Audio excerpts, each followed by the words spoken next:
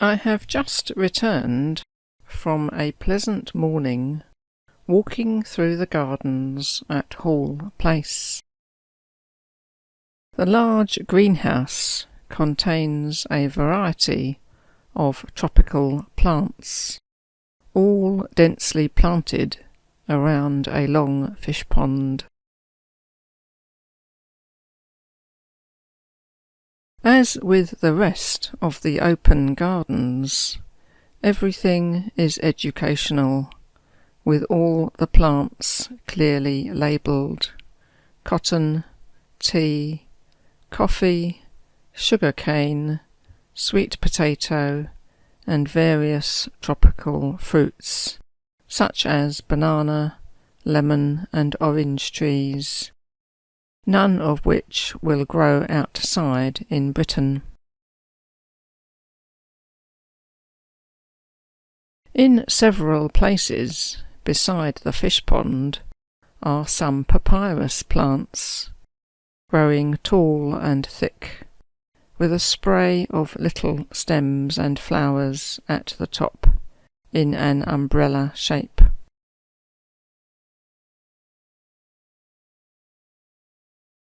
I instantly recognised these as larger versions of one that is growing at the shallow end of my pond at home, called Cyperus papyrus, or Egyptian paper reed.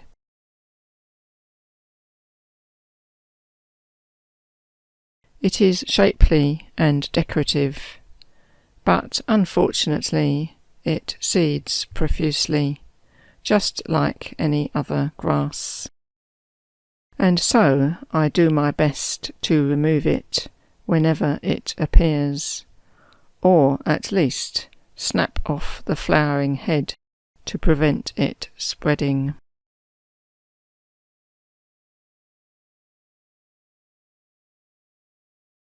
I love paper, but I don't love papyrus seedlings everywhere.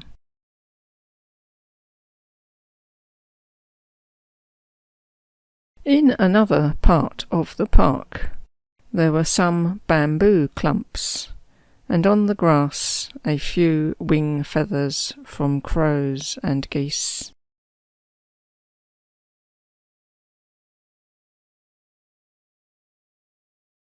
It occurred to me that here was almost everything necessary to get writing, and all that was missing was some charcoal, and maybe some grease to mix it with to make ink.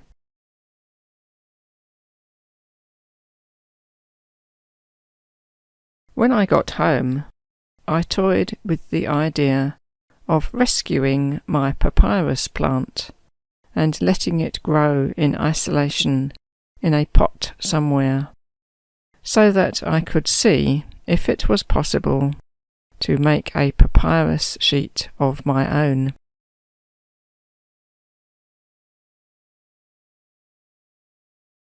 Having read up on all the time needed in cutting, soaking, splicing, gluing, hammering, and polishing it, I quickly abandoned that idea.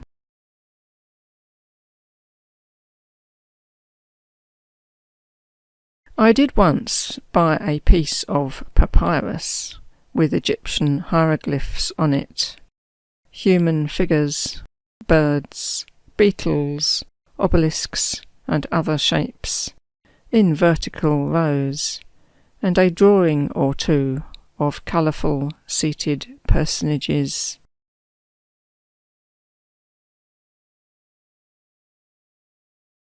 It was a very cheap seaside souvenir, and I think it was made of bits of flattened English straw, woven into something that looked like a small placemat, with the picture printed on, and a thin coating of glue to hold it all together.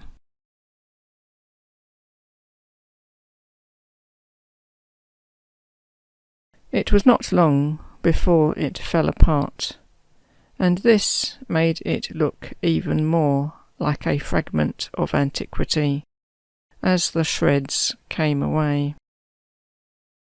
I think it may have had a small label stuck on the back. Souvenir of Margate.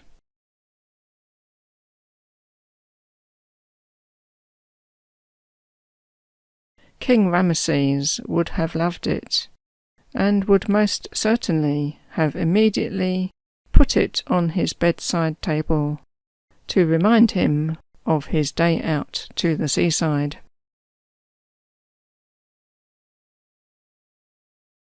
As a shorthand writer, it is easy to feel an instant affinity with the Egyptian scribes, who used a cursive form of hieroglyphic writing known as hieratic, priestly, and demotic, popular, for their ink writings. As well as papyrus, they wrote notes on plaster tablets, which were like wax tablets, but instead with a thin coating of plaster on the wood that could be washed clean for reuse.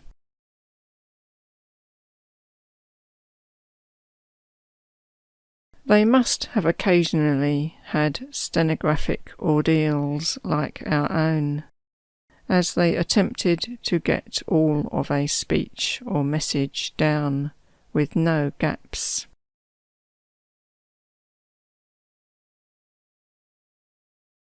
Did they prefer to keep a large supply of papyrus rolls and spare tablets to hand? Or did some of the less conscientious ones get down to the end of the roll, only to be requested to take more notes, with space rapidly running out?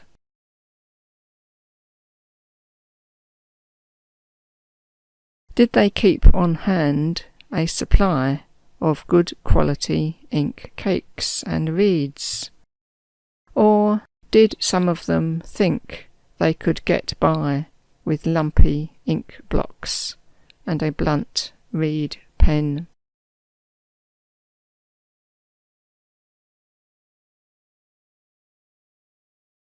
And did the novice scribes ever have one of those days when the words required did not seem to match the symbols that they had learned, and they were wishing that they had paid more attention in their classes?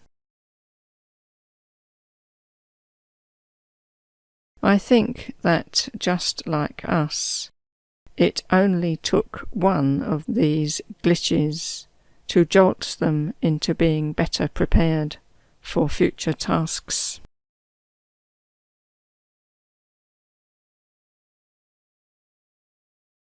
With shorthand being less well known nowadays, people like to muse on its secrecy value for those who can write it, hoping that it will be as obscure as a monument or scroll full of hieroglyphs.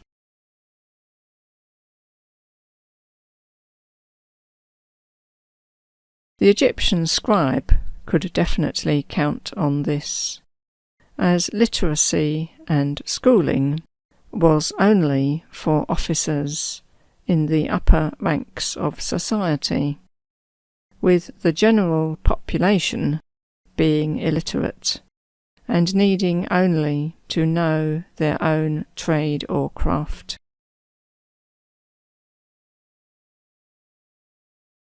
However, maybe present-day diarists should not think they can rely on any traditional shorthand system to hide their writings, as it is very easy to present any discovered scribbles with or without the owner's permission, on the internet and request a translation. So please do not write your computer passwords or credit card PIN number in Pitman's, Greg or T-line.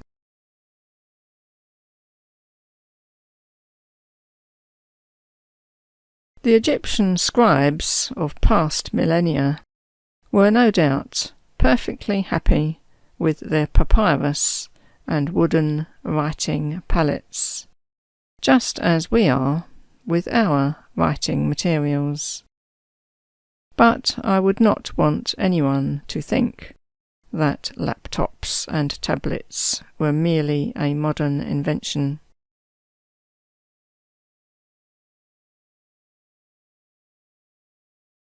Have a look at the Wikipedia page for wax tablet, and in the third photo from the top, you can see a scribe with his laptop tablet on his knees, about to use a stylus, and looking remarkably modern.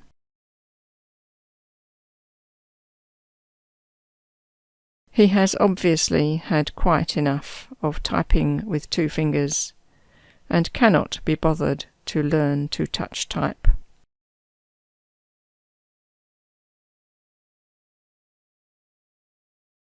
Maybe we should ask him what app he is using to write directly on the screen, although it does actually look like the bamboo graphics tablet with stylus that I have in front of me.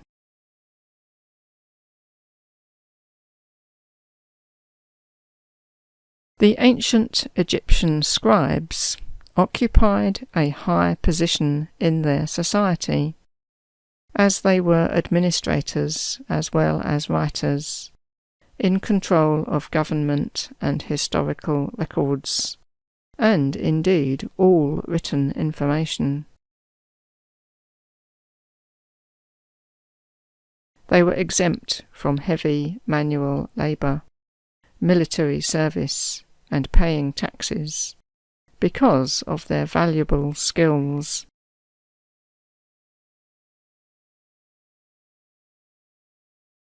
Their sons went through long apprenticeships and inherited their father's jobs, so maintaining a high level of skill throughout the generations.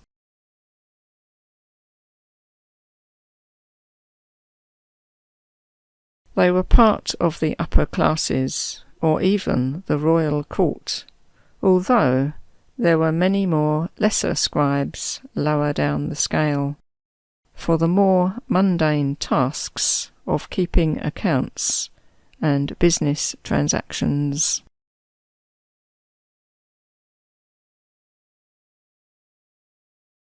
Their 5-year apprenticeships would have covered the formal symbols and the faster day-to-day cursive writing, as well as training in all the other administrative duties of the profession.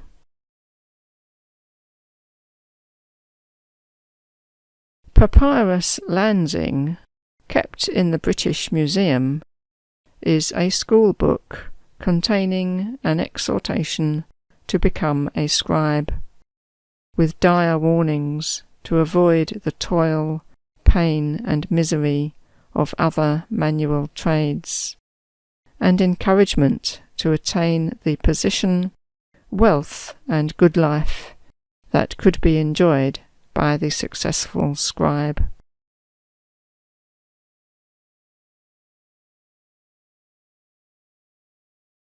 It was a practice text to be copied out by the students, who were obviously being given no opportunity to forget what might befall them if they neglected their studies.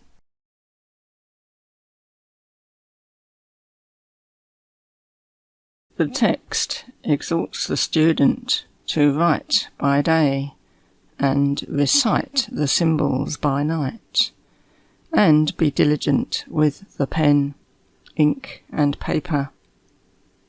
It says that writing is the best of all professions, better than bread, beer, clothing, and ointment.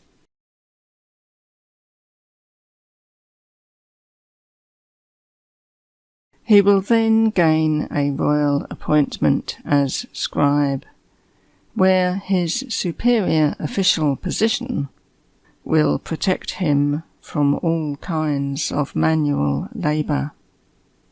He will be dressed in fine clothes, build a mansion, own horses, and have his own boat on the river.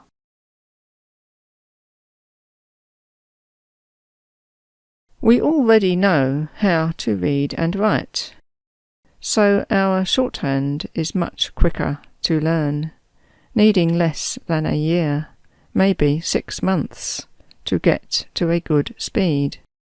And we have better and more abundant paper, and instant ink in fountain pens that do not need dipping or sharpening.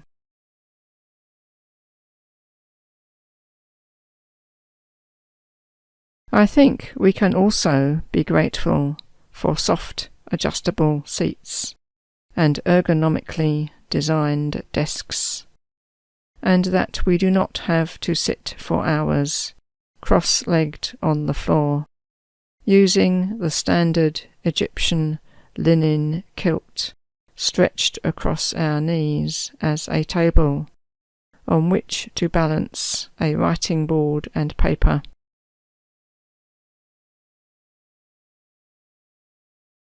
I hope that your shorthand studies are proceeding as swiftly as the scribe's pen, and that the only hard manual labour involved is that of practising, until you can produce your streamlined hieroglyphs at 100 words a minute and beyond.